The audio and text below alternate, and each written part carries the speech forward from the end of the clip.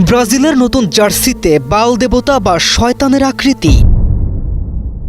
ব্রাজিলের জার্সিতে সরাসরি পৌত্তলিকতা বা বালদেবতার আকৃতি। একজন মুসলিম হিসেবে আমাদের ইমানের মূল ভিত্তি হলো লা ইলাহা ইল্লাল্লাহ, অর্থাৎ আল্লাহ ছাড়া কোনো সত্য ইলা নেই। এমন অবস্থায় যে দল তাদের পোশাকে সরাসরি শিরকের প্রতীক বহন করে, তাদের নিয়ে আমাদের এই উন্মাদনা কতটা যৌক্তিক?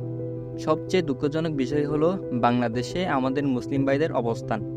ভিনদেশি একটি ফুটবল দলের ভালোবাসায় আমরা এতটাই মগ্ন যে তাদের জার্সিতে কী আঁকা আছে কিংবা সেই প্রতীক আমাদের বিশ্বাসের সাথে কতটা সাংঘর্ষিক তা তলিয়ে দেখার সময়টুকুও আমাদের নেই।